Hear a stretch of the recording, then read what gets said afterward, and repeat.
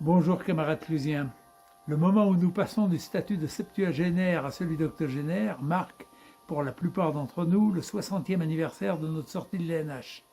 Les plus pressés ont déjà franchi ce cap, et dans les mois qui viennent, nous aurons tous dépassé les 80 ans. Incroyable. Je parie que peu d'entre nous imaginaient alors que ce jour arriverait. Et pourtant, nous y voilà.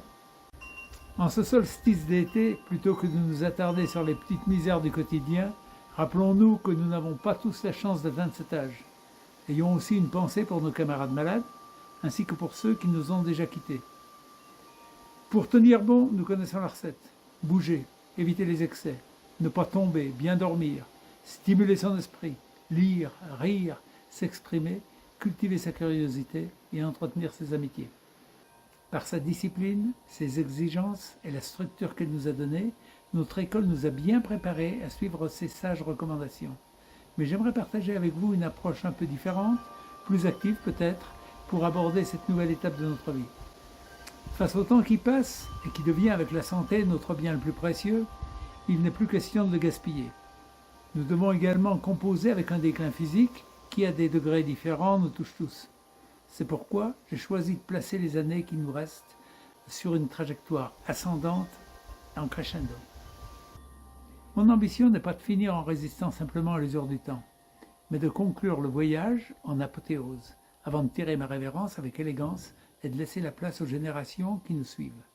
Cette perspective nous offre l'occasion de corriger ce qui peut l'être encore, de transformer nos peurs en courage, de continuer à apprendre, à nous émerveiller et à devenir meilleurs envers ceux qui nous entourent. Elle nous invite à remplacer peu à peu certains défauts par quelques qualités supplémentaires et à progresser là où ça reste possible.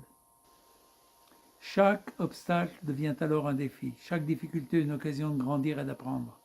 Cette façon de voir les choses correspond assez bien à l'esprit de perfection et de dépassement de soi que notre école a cultivé en nous. Elle nous maintient actifs, curieux et stimulés.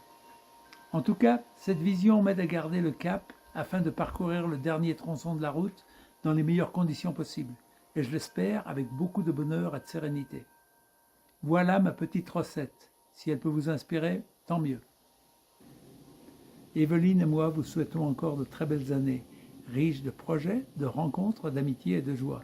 Prenez bien soin de vous afin de pouvoir en profiter pleinement. Allons, allons, l'ENH n'est pas morte, car elle vit encore. Vive la promo 61-66.